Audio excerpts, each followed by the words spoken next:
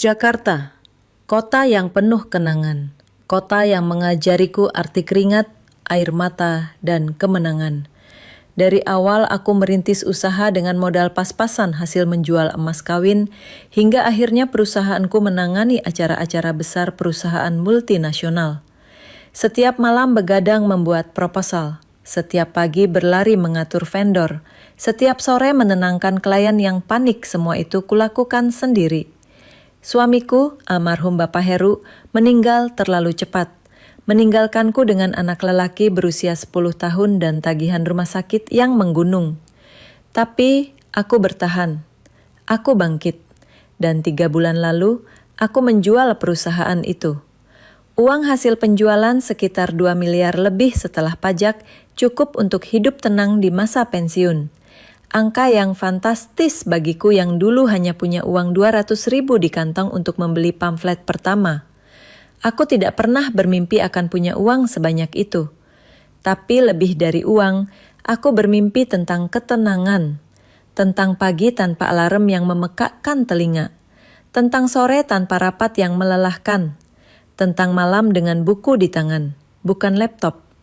Maka aku membeli sebuah villa di Jimbaran, Bali.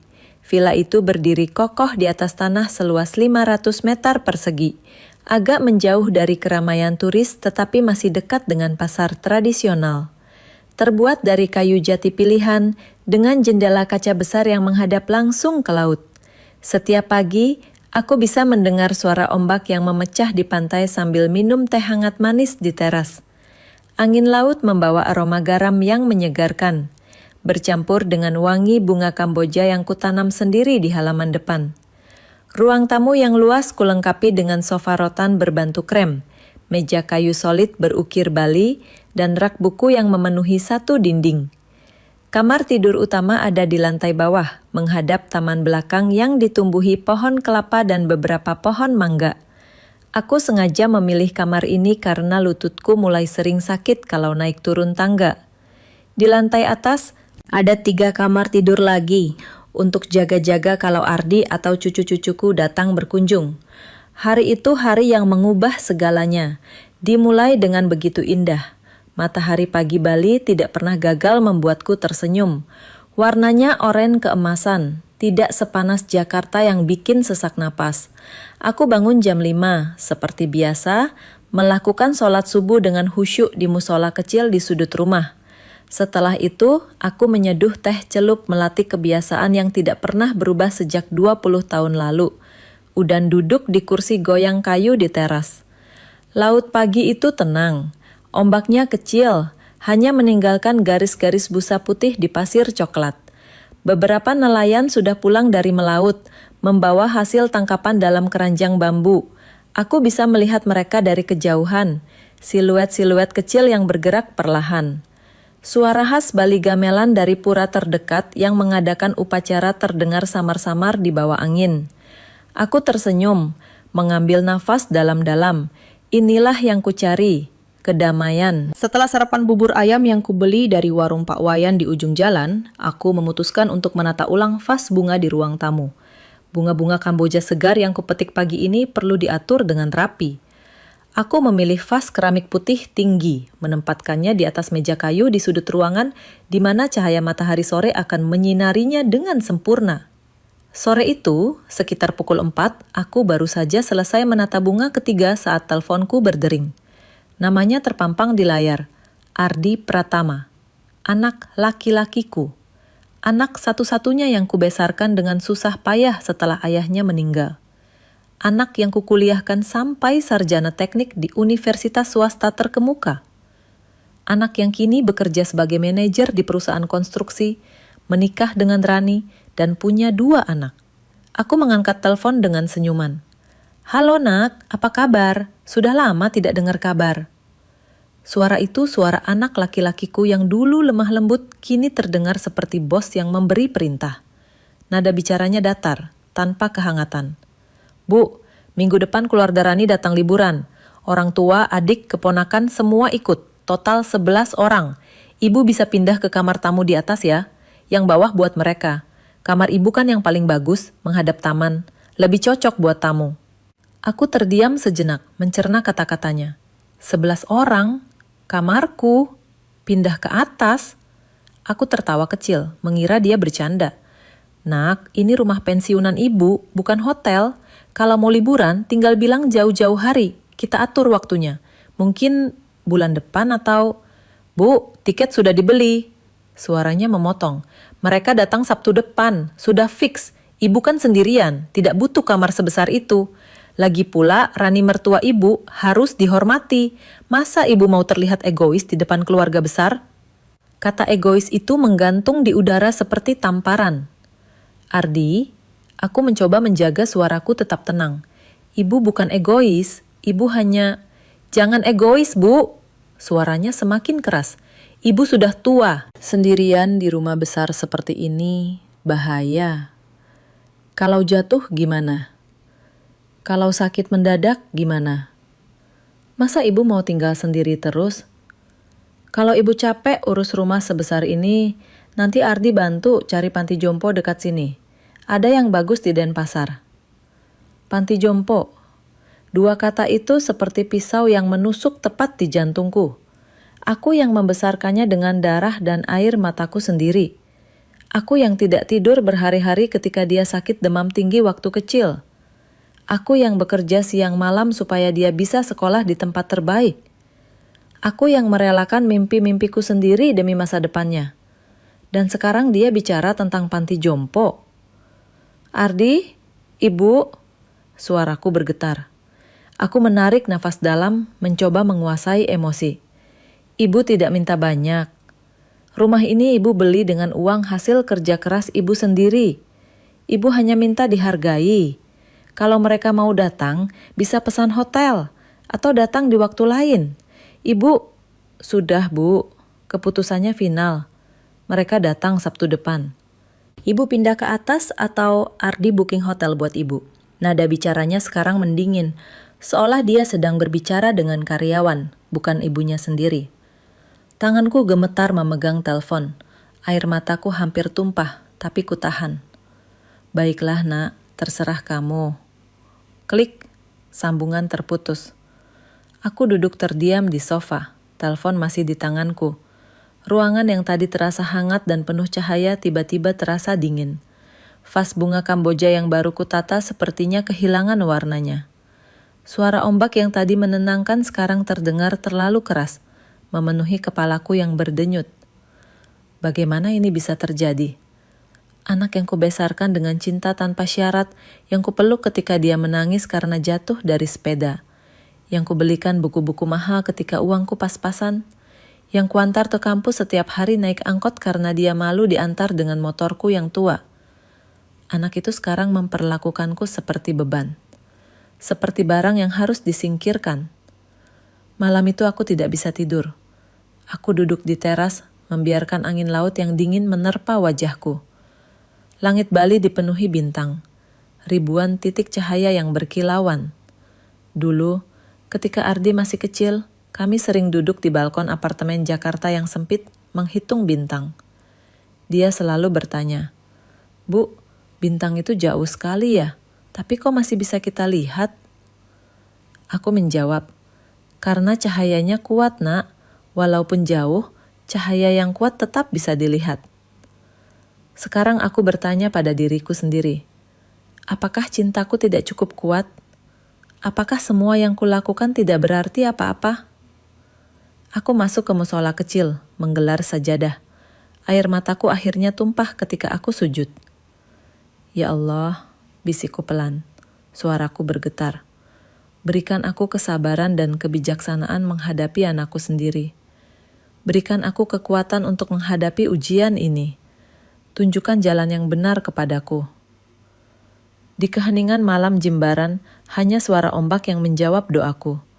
Setelah sholat, aku tidak membuat teh seperti biasa.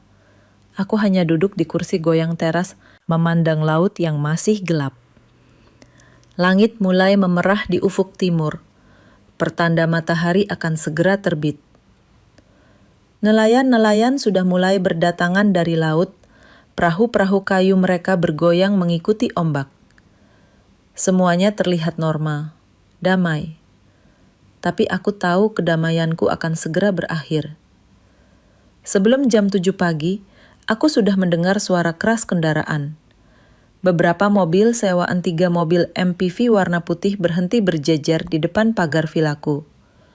Debu jalanan yang kering beterbangan. Pintu-pintu mobil terbuka hampir bersamaan, dan aku melihat 11 orang turun dengan riuh. Suara-suara keras, teriakan, tawa yang memecah keheningan pagi Jimbaran yang tenang. Tidak ada salam, tidak ada permisi bu, atau assalamualaikum. Bahkan tidak ada ketukan pintu yang sopan. Mereka langsung masuk, membawa koper-koper besar, tas ransel, dan kantong-kantong belanjaan.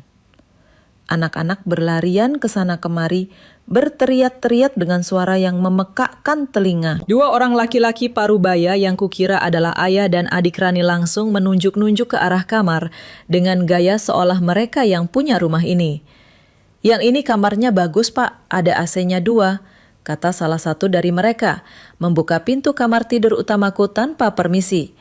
Aku berdiri di depan pintu, dia membeku, melihat mereka masuk seolah-olah aku tak ada, seolah aku hantu di rumahku sendiri. Tanganku gemetar di sisi tubuh, tapi aku memaksakan diri untuk tetap tenang. Rani, menantuku, muncul dari belakang kerumunan dengan gaya percaya diri yang berlebihan. Dia mengenakan gaun pantai warna oranye terang, kacamata hitam besar menutupi setengah wajahnya, dan sandal wedges yang berbunyi keras setiap kali melangkah di lantai kayu. Rambutnya yang sebahu dicat warna coklat keemasan, bergoyang-goyang ketika dia berjalan. Dia langsung memerintah seperti manajer resort yang sedang mengatur tamu. Papa mama di kamar bawah ya, yang menghadap taman. Itu kamar paling bagus, AC-nya dingin. Adik-adik di lantai 2, anak-anak juga di atas. Mas Ardi, tolong bagikan kunci kamarnya ya, jangan sampai tertukar. Suaranya nyaring, penuh komando. Ardi anak laki-lakiku muncul dari mobil terakhir, membawa 2 koper besar. Dia bahkan tidak melirik ke arahku. Tidak ada, ibu, kami sudah sampai, atau sekedar senyuman. Dia langsung sibuk membagi-bagikan kunci kamar yang entah dari mana dia dapatkan. Mungkin dia sudah membuat duplikat tanpa sepengetahuanku. Aku masih berdiri di ambang pintu, seperti penonton di teater yang menonton drama kehidupanku sendiri. Seorang perempuan separuh baya dengan tubuh gemuk Ibu Rani lewat di depanku sambil menyeret koper. Dia mengenakan daster batik dan kerudung warna pink mencolok. Tidak ada sapaan, tidak ada senyuman. Dia hanya melirikku sekilas dengan tatapan yang sulit kubaca, mungkin sinis, mungkin tidak peduli. Duh, capek banget, jalannya macet dari bandara. Keluhnya keras-keras kepada suaminya. Aku menarik nafas dalam-dalam. Sabar Ratna, sabar. Setelah semua orang masuk dan mulai mengatur barang-barang mereka, Rani menghampiriku. Kali ini dia tersenyum-senyuman yang manis, tapi tidak sampai ke mata. Ibu, maaf ya, agak ramai, keluarga besar soalnya. Nadanya terdengar basa-basi, seperti pelayan toko yang berbicara dengan pelanggan yang tidak terlalu penting. Aku hanya mengangguk. Bibirku tersenyum tipis, tapi hatiku berteriak. Oh ya bu, lanjutnya sambil membuka tas tangan besarnya, mengeluarkan daftar belanjaan yang ditulis di kertas. Kami bawa bahan makanan sendiri. Tolong kulkas bawah dikosongkan ya. Anak-anak agak pilih-pilih makanan, maklum masih kecil. Mereka tidak terbiasa makan yang aneh-aneh. Makanan aneh-aneh. Kulkasku berisi sayuran segar dari pasar, buah-buahan organik, ikan hasil tangkapan pagi dari nelayan Pak Wayan. Semuanya segar dan sehat. Tapi bagi mereka itu aneh-aneh. Tanganku gatal ingin menutup pintu kulkas. Ingin berteriak, ini rumahku, kulkasku, makananku. Tapi aku hanya tersenyum tipis. Baik nak, nanti ibu atur. Rani mengangguk puas lalu berputar dan kembali ke kerumunan keluarganya yang masih ribut mengatur barang.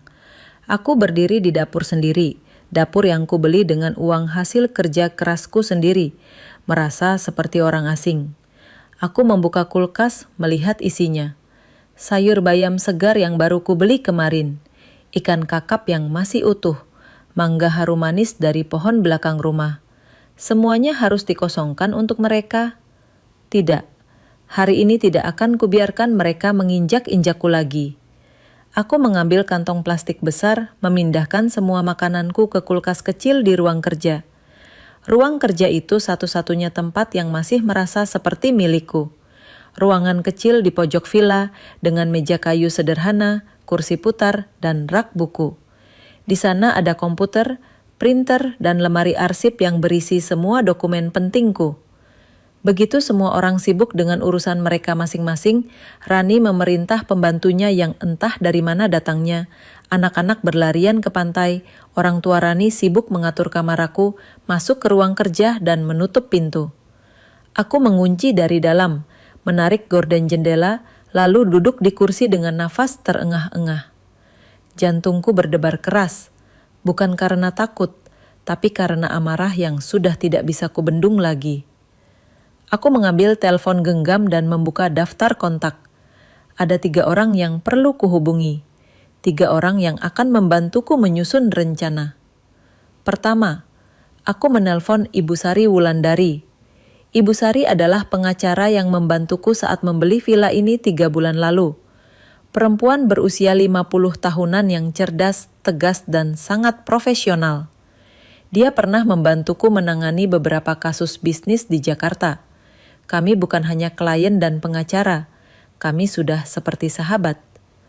Telepon berdering 3 kali sebelum dia mengangkat. Halo, Bu Ratna, ada apa pagi-pagi? Suaranya hangat. Bu Sari, maaf mengganggu. Saya butuh bantuan mendesak.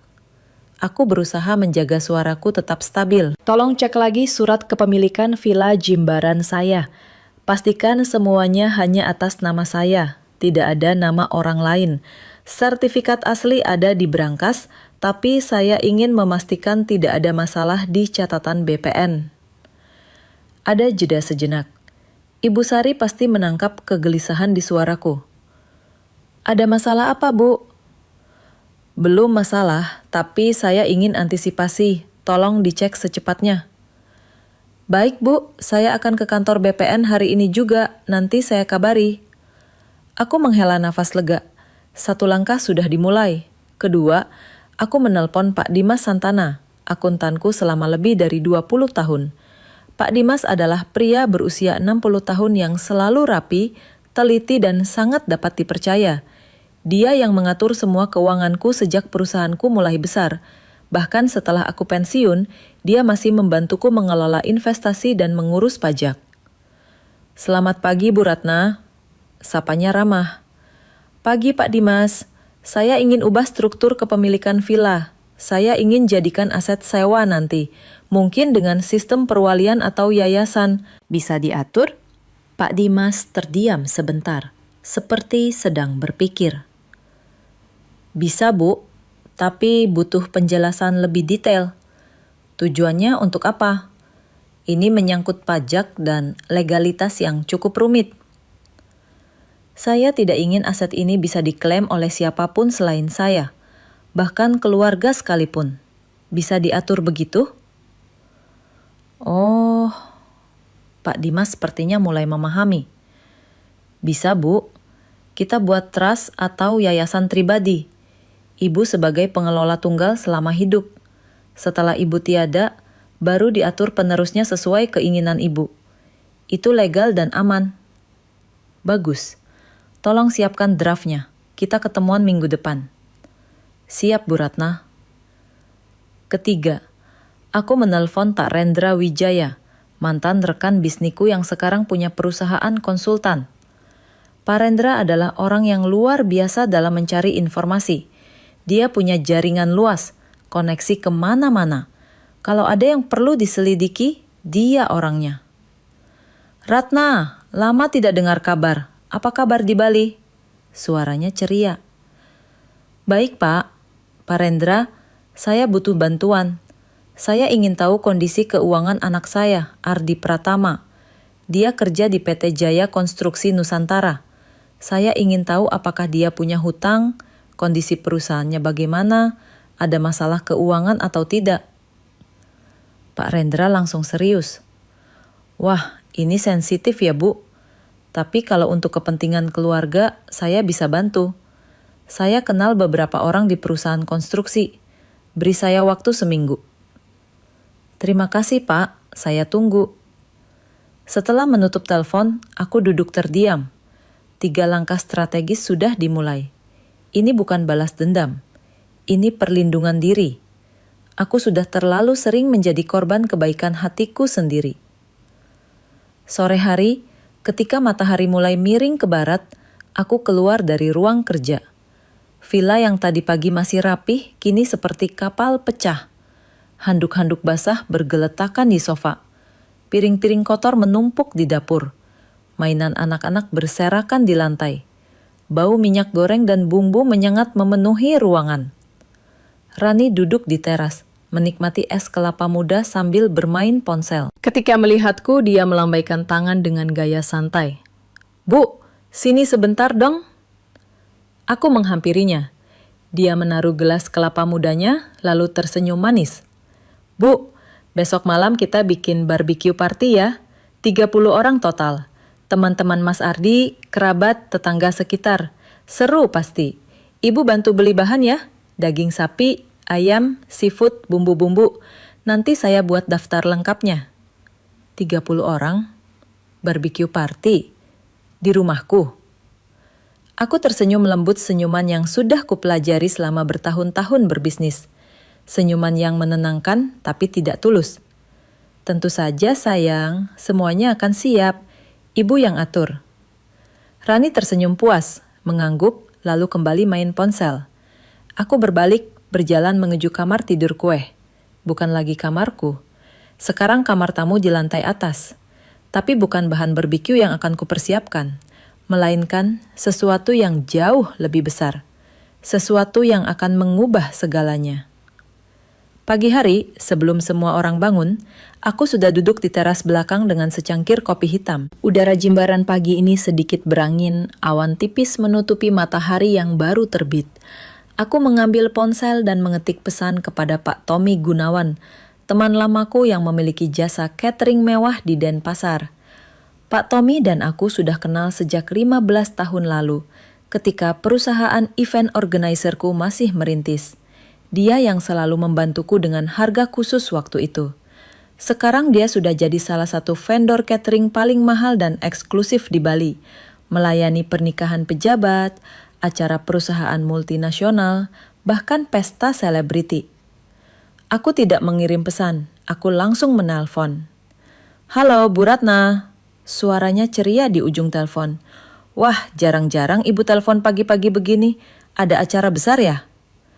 "Tom, aku butuh bantuanmu. Malam ini di Villa Jimbaran. Aku butuh pesta besar, sangat besar." Aku menjaga suaraku tetap tenang, profesional. "Berapa orang, Bu?" "Sekitar 30-35 orang. Tapi aku mau yang lengkap, Tom.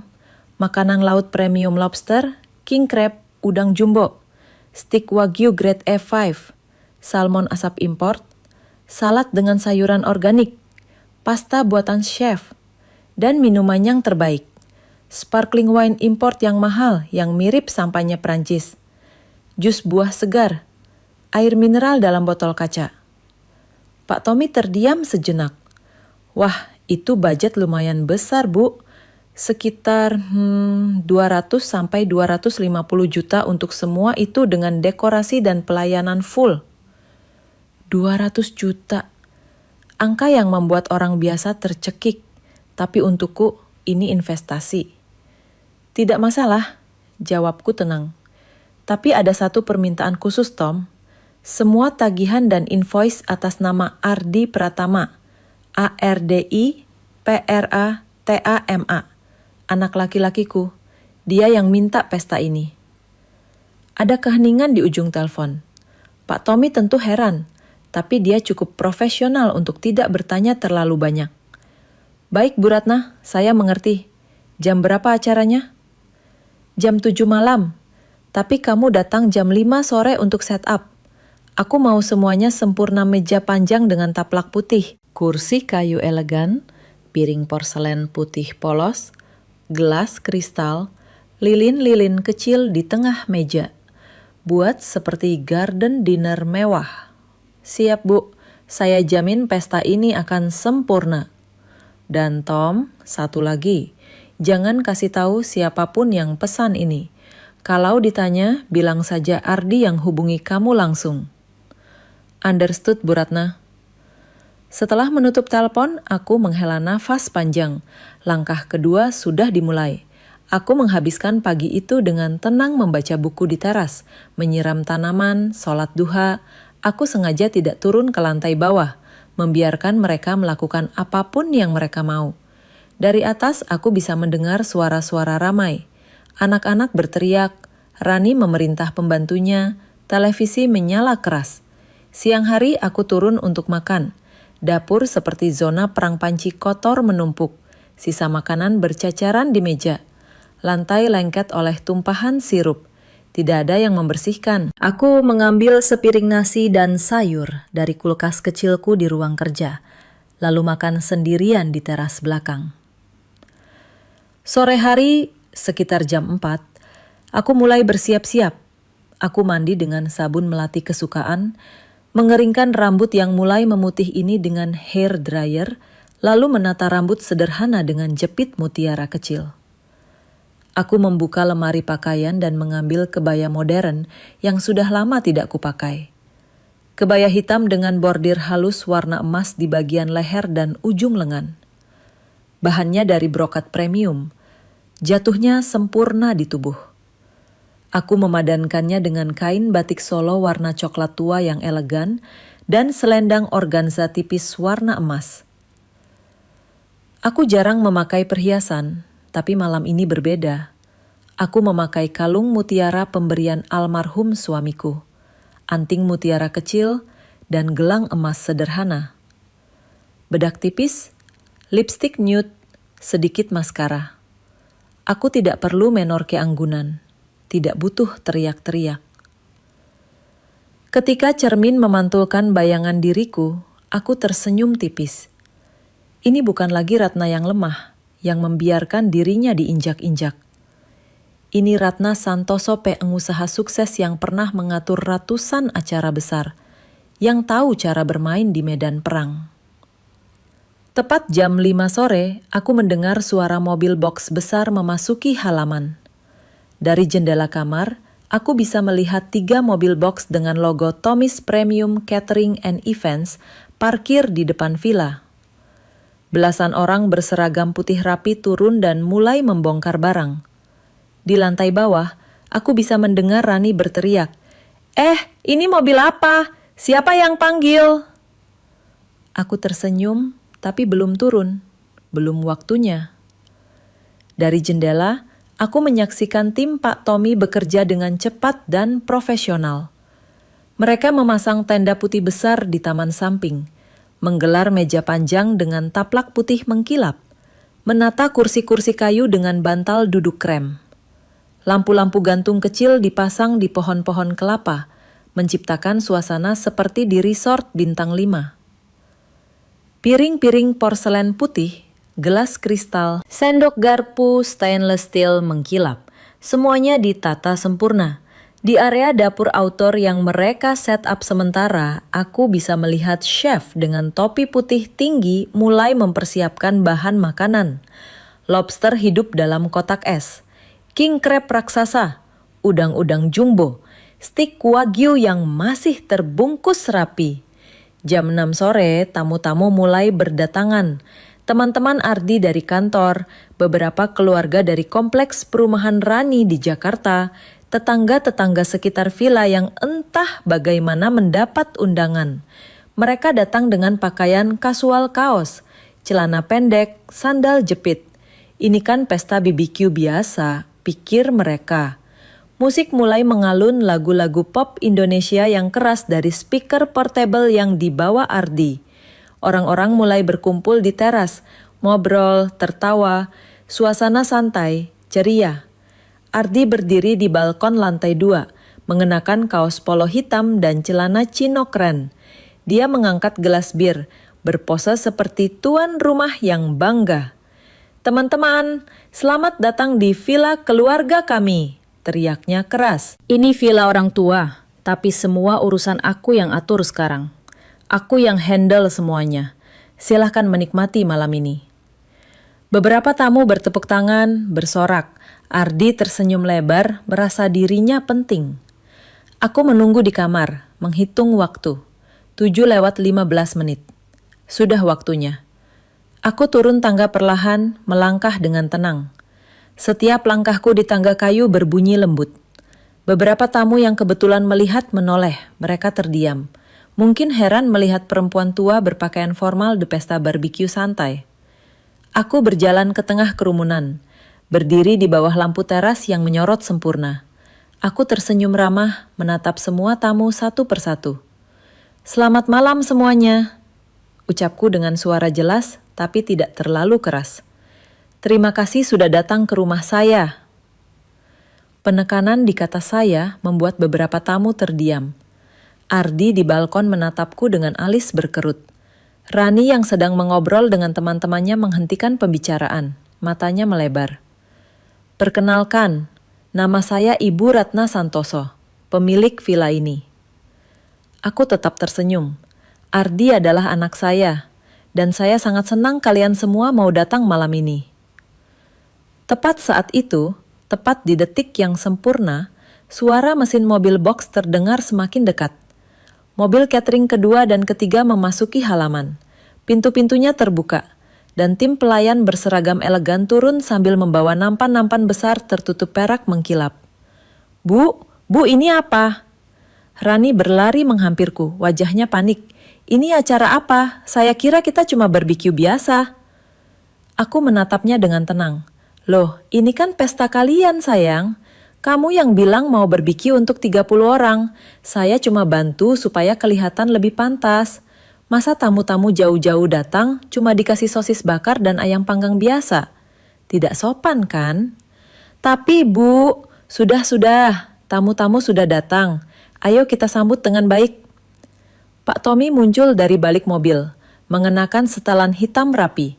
Dia menghampiriku, membungkuk sopan. "Selamat malam, Bu Ratna. Semuanya sudah siap." "Terima kasih, Tom. Silakan mulai." Dalam hitungan menit, pesta sederhana berubah jadi acara gala dinner mewah. Meja panjang yang tadi kosong kini dipenuhi makanan yang menggugah selera.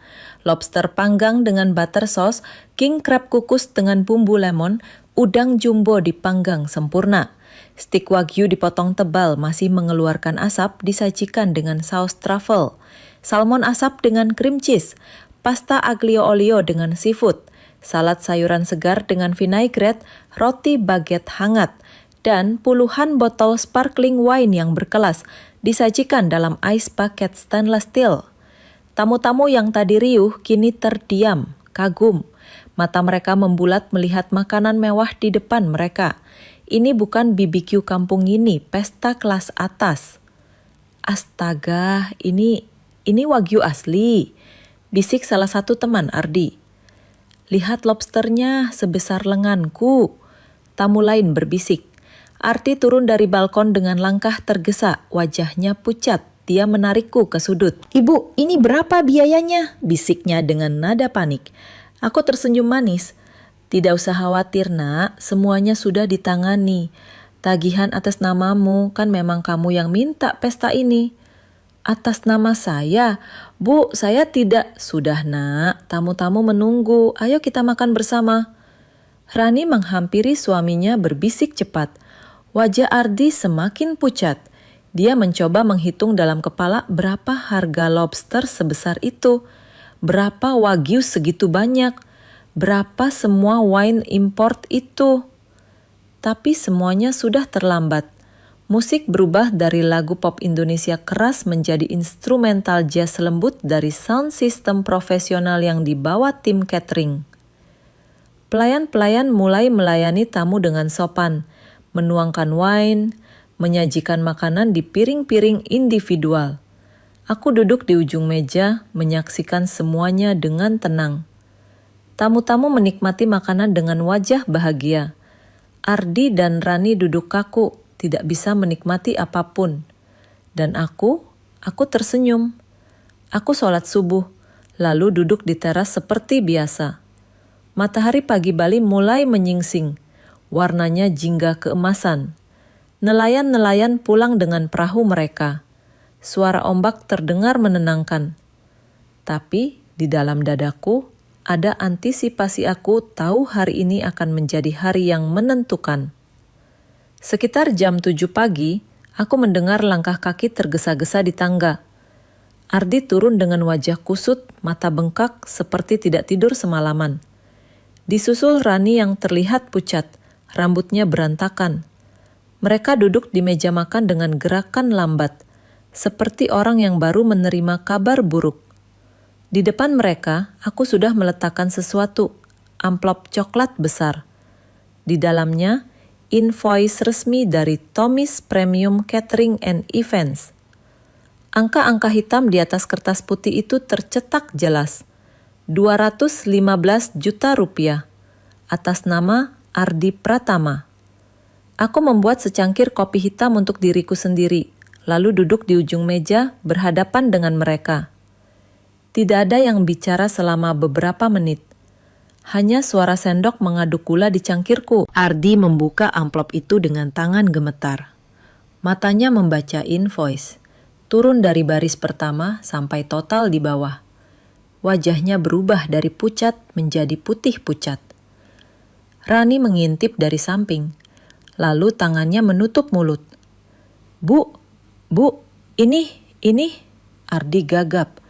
215 juta. Aku meneguk kopi perlahan, merasakan kehangatannya di tenggorokan. Ya, lobster Alaska segar itu tidak murah, nak. Wagyu grade A5 juga mahal. Belum lagi wine import, dekorasi, tim pelayan profesional, itu semua ada harganya. Bu, ini mahal sekali. Kami tidak bisa bayar. Rani berteriak dengan suara melengking. Aku menaruh cangkirku dengan tenang menatap mereka berdua.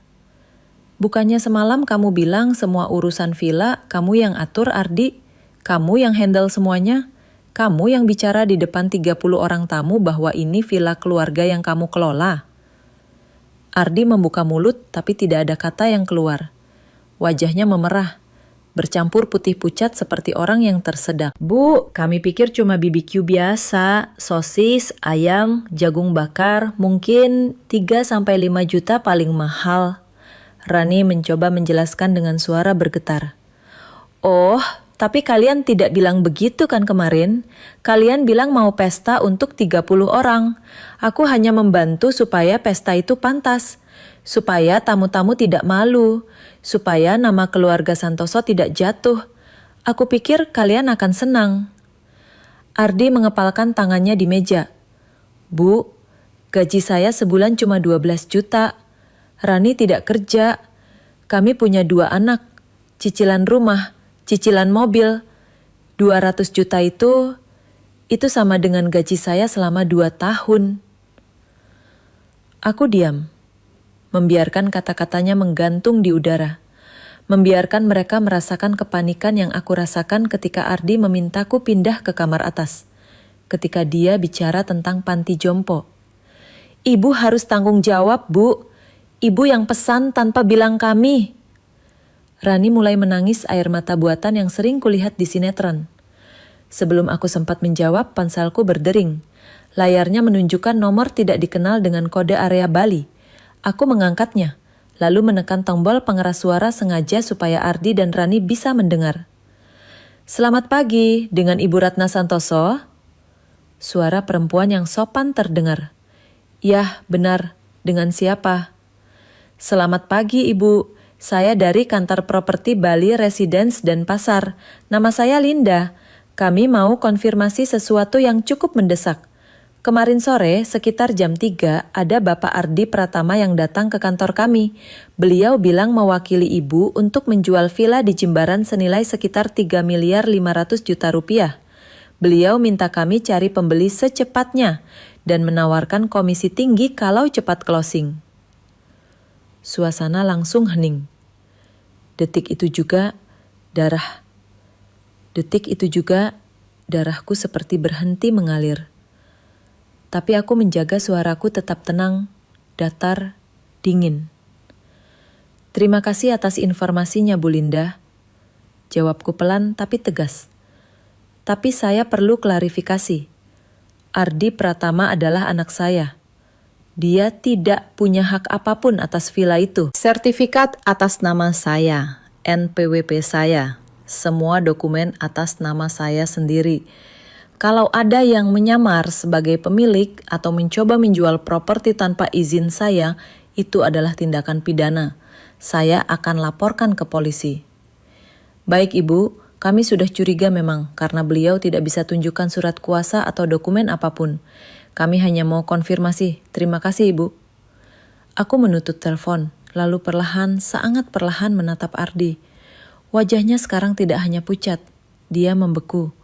Bibirnya terbuka sedikit, matanya melebar. Rani di sampingnya mulai menangis, kali ini air mata sungguhan. Ardi, suaraku keluar rendah, bergetar menahan amarah yang luar biasa. Kamu coba jual rumah Ibu. Bu, itu bukan maksud saya cuma apa? Untuk pertama kalinya dalam beberapa hari ini, aku berteriak. Suaraku menggelegar di ruangan. Kamu coba jual rumah Ibu tanpa sepengetahuan Ibu. Rumah yang Ibu beli dengan uang hasil kerja keras Ibu selama 30 tahun. Kamu pikir Ibu sudah pikun? Sudah gila, sudah bisa ditipu begitu saja. Bu, dengarkan saya dulu. Tidak. Aku berdiri. Tanganku menunjuk pintu. Kalian punya 2 jam untuk berkemas dan keluar dari rumah saya. 2 jam. Tidak ada nego, tidak ada diskusi. Bu, kita ini keluarga.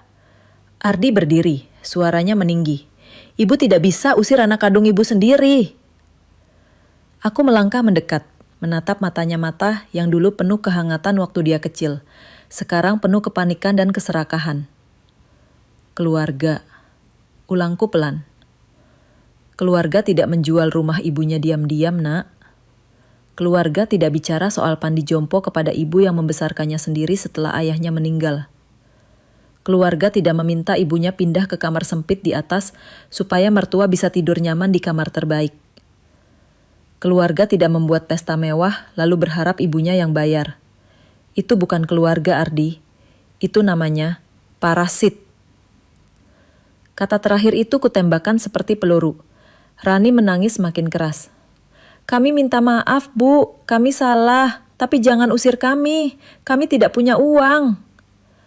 Seharusnya kalian pikirkan itu sebelum mencoba mencuri dari saya. Aku berbalik, berjalan ke ruang kerja, mengambil koper-koper mereka yang masih berserakan, lalu menyeretnya ke pintu depan. 2 jam. Kalau dalam 2 jam kalian masih di sini, aku panggil security dan polisi. Ardi dan Rani terdiam. Mereka tahu aku serius. Tepat 1 jam 45 menit kemudian, semua mobil keluar dari halaman. 3 MPV putih yang kemarin datang dengan riuh, sekarang pergi dengan sunyi. Aku berdiri di teras, menyaksikan mereka pergi. Ardi di mobil pertama, tidak menoleh sedikit pun. Rani dan anak-anak di mobil kedua, menangis. Orang tua Rani di mobil ketiga, wajah mereka masam. Ketika debu mobil terakhir menghilang di tikungan jalan, aku menghela nafas panjang. Untuk pertama kalinya sejak lama seminggu yang lalu, aku merasa damai. Aku duduk di kursi goyang teras, menatap laut. Ombak pagi ini lebih tenang dari biasanya. Langit biru cerah tanpa awan. Burung-burung berkicau di pohon kelapa. Angin laut membawa aroma garam yang segar.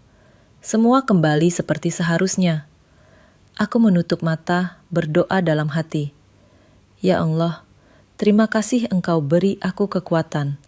Terima kasih Engkau buka mataku sebelum terlambat. Sore hari, sekitar jam 4, mobil sedan hitam mengkilap parkir di depan villa. Turun seorang perempuan berusia 40-an. Mengenakan blazer abu-abu profesional, membawa tas kerja. Dia tersenyum ramah ketika aku membuka pintu. Selamat sore, Ibu Ratna. Saya Devi Kusuma dari Bali Elite Property Management. Bapak Dimas yang rekomendasikan kami. Aku mempersilahkan dia masuk. Kami duduk di ruang tamu yang sudah kembali rapi dan bersih. Devi mengeluarkan laptop, dokumen-dokumen, dan proposal yang tebal. Ibu, berdasarkan lokasi, kondisi villa, dan fasilitas, kami proyeksikan villa ini bisa disewakan dengan rate 30 juta per bulan untuk penyewaan jangka panjang, atau 100 juta per minggu untuk tamu-tamu premium. Kami handle semuanya marketing, booking, maintenance, cleaning service, bahkan tax reporting. Aku mendengarkan dengan seksama, membaca kontraknya kata per kata. Tidak ada yang mencurigakan, semuanya adil, transparan, profesional. Kami juga punya insurance untuk properti, jadi kalau ada kerusakan oleh tamu, kami yang tanggung jawab. Tambah Devi. Aku mengangguk puas. Baik, saya setuju. Kami menandatangani kontrak di atas meja kayu yang sama di mana semalam Ardi dan Rani duduk dengan wajah pucat. Tintaku mengalir di atas kertas, menciptakan tanda tangan yang tegas. Mulai minggu depan, villa ini resmi dalam manajemen kami, Bu Ratna. Ibu bisa pindah ke villa lain yang lebih kecil atau apartemen atau... Tidak, potongku lembut. Saya akan tetap di sini. Hanya saja saya akan tinggal di kamar lantai atas. Lantai bawah untuk disewakan.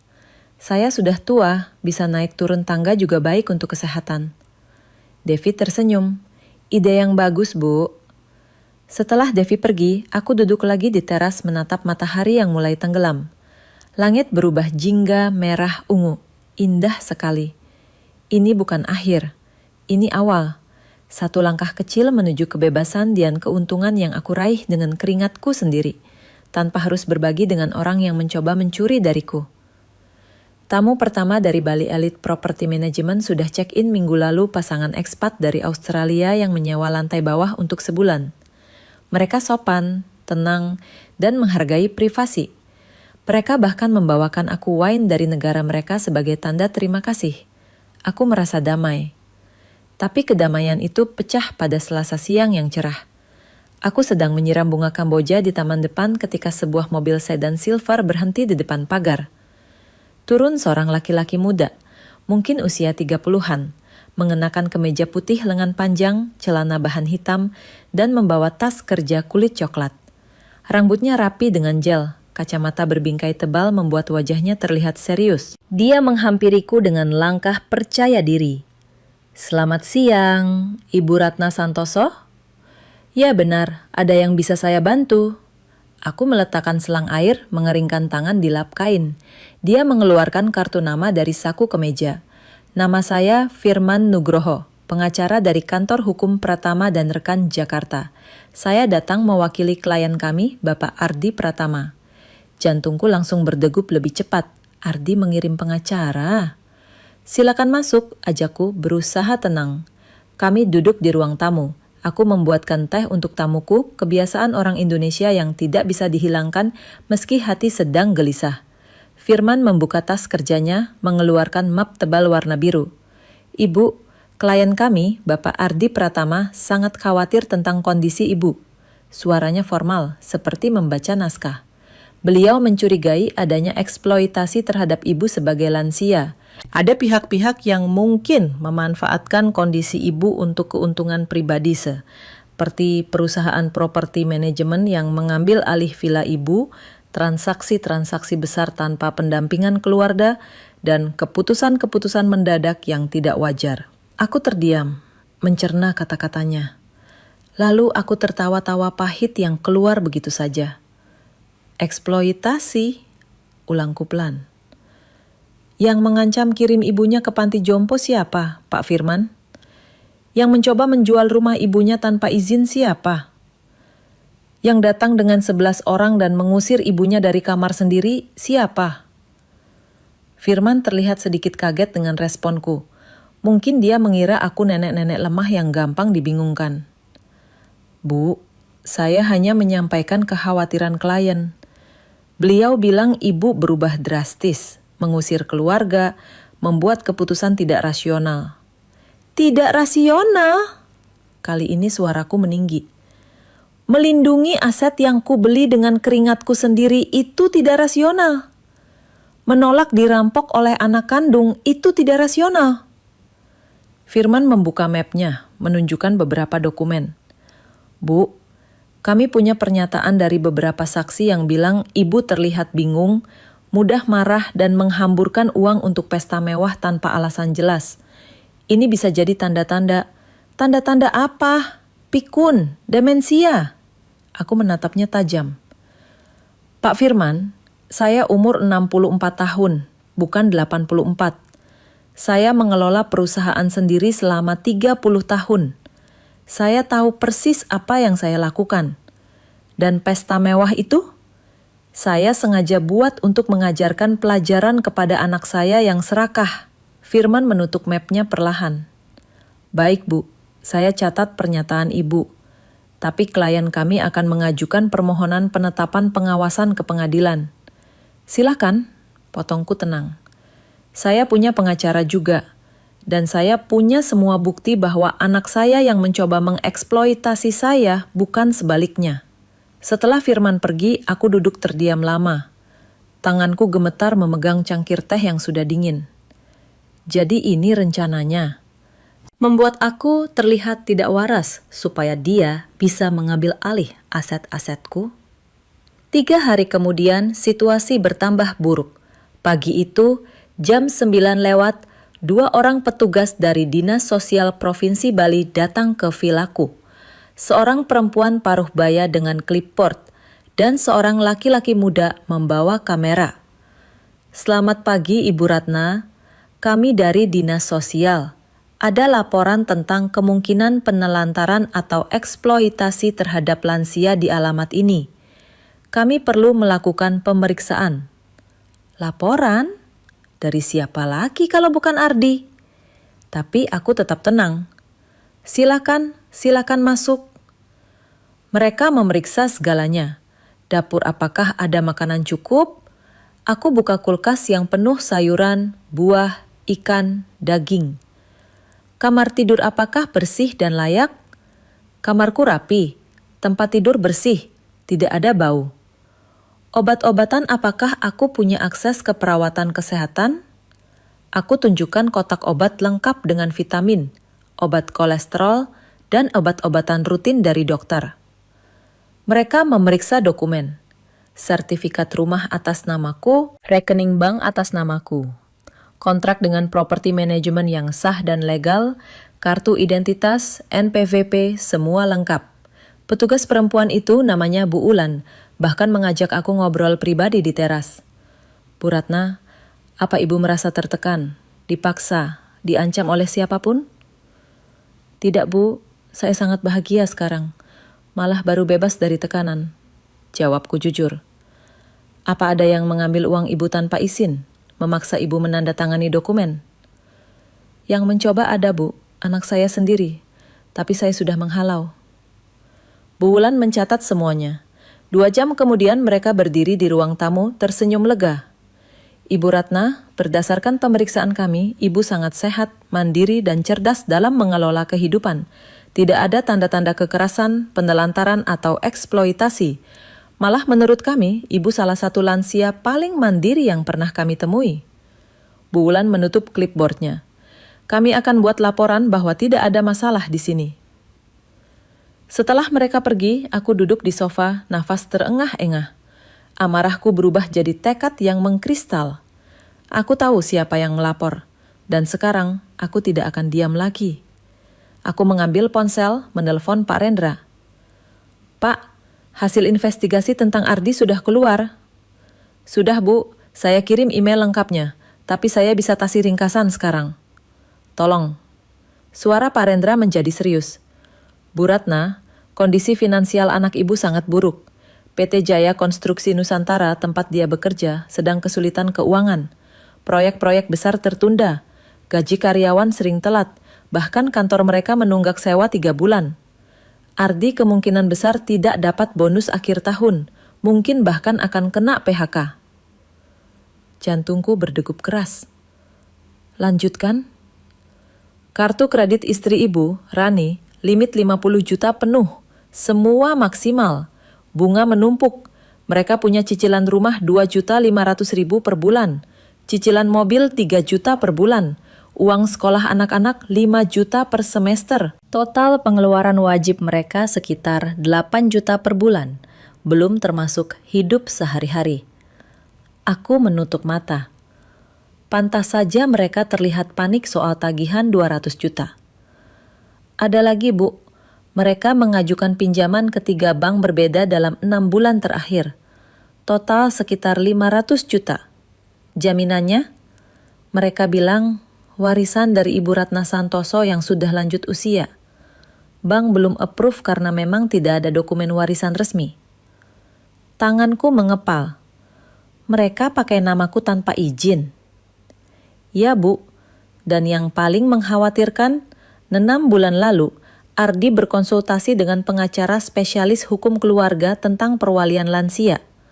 Topik pembicaraan: bagaimana cara mengajukan penetapan pengawasan untuk orang tua yang dianggap tidak cakap mengurus diri sendiri. Aku membuka mata. Semuanya jelas sekarang. 6 bulan lalu. Jauh sebelum aku pensiun. Jauh sebelum aku beli villa ini. Mereka sudah merencanakan semuanya. Mereka menunggu waktu yang tepat untuk menyerang. Pak Rendra, tolong kirim semua bukti dokumentasi ke email saya. Saya butuh semuanya. Foto, rekaman percakapan kalau ada, dokumen pengajuan pinjaman. Semua. Siap, Bu. Sudah saya kirim tadi malam. Aku menutup telepon lalu duduk terdiam lama. Map hasil investigasi Pak Rendra tergeletak di meja. Aku membukanya perlahan, membaca satu persatu. Foto Ardi keluar dari kantor pengacara. Screenshot email pengajuan pinjaman dengan kata-kata, "Ibu saya sudah tua dan tidak bisa mengelola aset senilai lebih dari 2 miliar. Transkrip percakapan Ardi dengan broker properti tentang menjual villa ibu secepatnya sebelum dia sadar. Jadi selama ini, mereka memang sudah merencanakan semuanya. Aku bukan ibu bodoh yang bisa mereka tipu. Aku Ratna Santoso perempuan yang membangun bisnis dari nol, yang bertahan di dunia keras Jakarta selama 30 tahun, yang mengalahkan pesaing-pesaing besar, dan aku tidak akan kalah dari anak kandungku sendiri yang serakah. Aku mengambil ponsel lagi, menelpon Ibu Sari pengacaraku. Bu Sari, saya butuh bantuan mendesak. Ada apa, Bu Ratna? Tolong siapkan 2 hal. Pertama, permohonan penetapan larangan mendekat restraining order untuk Ardi Pratama dan keluarganya. Jarak minimal 500 meter dari tempat tinggal saya. Kedua, laporkan dugaan eksploitasi dan penipuan terhadap orang tua ke polisi. Saya punya semua buktinya. Ibu Sari diam sejenak. Ini serius, Bu. Ini menyangkut anak kandung Ibu. Saya tahu, tapi anak kandung yang mencoba mencuri dari ibunya sendiri bukan lagi anak. Itu pencuri berkedok keluarga. Baik, Bu Ratna, saya akan proses hari ini. Untuk restraining order butuh sidang, tapi saya bisa ajukan permohonan darurat. Untuk laporan polisi, Ibu harus datang langsung ke Polda Bali.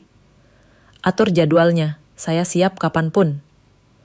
Setelah menutup telepon, aku berdiri di teras menatap laut. Ombak hari ini besar, bergulung-gulung, menerjang pantai dengan keras. Langit mendung, seperti akan hujan. Tapi aku tidak takut badai. Aku sudah melewati badai yang lebih besar dari ini. Ini bukan lagi tentang melindungi hartaku. Ini tentang melindungi diriku kehormatan, martabat, dan hak untuk hidup tenang di hari tuaku tanpa harus was-was dirampok oleh darah dagingku sendiri. Ibu Sari meneleponku pada Kamis sore. Bu Ratna, pengacara Ardi menghubungi saya. Mereka minta pertemuan mediasi sebelum sidang. Ardi ingin bicara langsung dengan ibu. Aku terdiam. Bagian dari diriku ingin menolak. Mengapa aku harus bertemu dengan orang yang mencoba mencuri dariku? Tapi bagian lain, bagian yang masih mengingat Ardi kecil, Ardi yang memelukku sambil menangis ketika ayahnya meninggal. Bagian itu masih ingin mendengar penjelasannya. Baik, jawabku akhirnya. Di kantor hukum dan pasar, dengan pengacara hadir, bukan hanya berdua. Understood, Bu, saya atur Senin depan. Senin pagi itu, langit dan pasar cerah, tapi udaranya panas. Aku mengenakan kebaya kutu baru warna putih gading dengan kain batik Pekalongan coklat tua Rambut disanggul rapi. Aku ingin terlihat kuat, bermartabat, tidak seperti korban. Kantor hukum Wulandari and Partners terletak di kawasan Renon. Gedung 3 lantai dengan interior modern. Ruang mediasi ada di lantai 2, sebuah ruangan dengan meja oval besar, kursi-kursi kulit dan jendela kaca besar menghadap taman. Ketika aku masuk, Ardi sudah duduk di seberang meja. Ibu Sari di sampingku.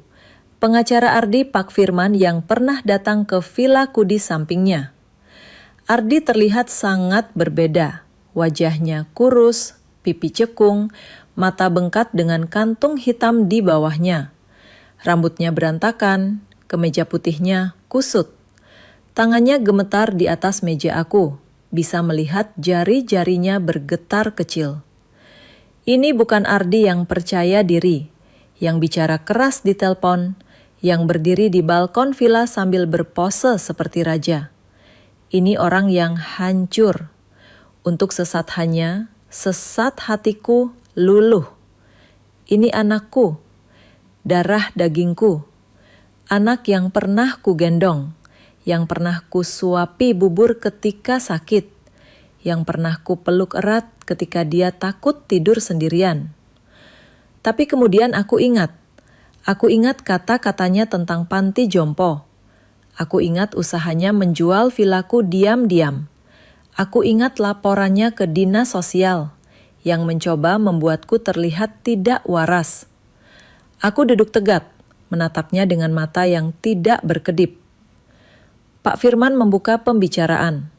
Terima kasih Ibu Ratna sudah bersedia hadir. Klien kami ingin menyampaikan, biar saya yang bicara. Potong Ardi pelan. Suaranya serak seperti habis menangis berhari-hari. Pak Firman mengangguk, mundur. Ardi menatapku untuk pertama kalinya dalam berminggu-minggu. Dia benar-benar menatap mataku. Bu, Ibu, dia gagap, suaranya bergetar. Saya tidak tahu harus mulai dari mana. Aku diam, membiarkan dia berjuang mencari kata-kata. Saya minta maaf, Bu. Air matanya mulai membasahi pipi. Saya sangat menyesal. Saya salah. Saya sangat salah. Tangisannya pecah. Pundaknya bergetar, kedua tangannya menutupi wajah. Suara isaknya memenuhi ruangan. Aku tetap diam, tidak melunak, tidak bergerak. Setelah beberapa menit, Ardi menyeka wajahnya dengan lengan ke meja. Matanya merah, basah. Bu, boleh saya tanya satu hal? Tanya. Kapan Ibu mulai melihat saya sebagai musuh? Pertanyaan itu menusuk, tapi aku menjawab dengan tenang. Saya tidak pernah melihatmu sebagai musuh, Ardi. Tapi saya punya pertanyaan balik. Kapan kamu mulai melihat Ibu sebagai beban, bukan keluarga? Ardi menunduk dalam-dalam, tangannya mengepal di meja. Sejak Bapak meninggal. Aku terdiam, ini tidak kuduga. Sebelum Bapak meninggal, lanjutnya dengan suara bergetar, beliau sempat bicara dengan saya. Dia bilang Ibu terlalu kuat, terlalu bebas, terlalu mandiri. Dia khawatir kalau dia tidak ada, Ibu akan tersesat, akan ditipu orang lain, akan menghabiskan uang untuk hal-hal yang tidak penting. Dia bilang tugas saya sebagai anak laki-laki adalah melindungi Ibu, mengatur keuangan Ibu, memastikan Ibu tidak sendirian. Air mataku hampir jatuh, tapi kutahan. Jadi selama ini, Ardi mengangkat wajahnya. Saya pikir saya sedang melindungi Ibu. Ketika Ibu jual perusahaan dan dapat uang besar, saya panik. Saya takut Ibu akan dimanfaatkan orang. Saya takut Ibu beli villa di tempat jauh, sendirian, tanpa keluarga. Saya pikir kalau saya yang mengatur semuanya, Ibu akan aman. Aku menghela napas panjang, napas yang terasa seperti mengeluarkan beban bertahun-tahun. Ardi, dengarkan baik-baik. Melindungi bukan berarti menguasai. Melindungi bukan berarti mengambil alih. Melindungi bukan berarti membuat keputusan tanpa izin orang yang kamu lindungi. Saya tahu, Bu. Sekarang saya tahu. Tapi waktu itu saya merasa benar.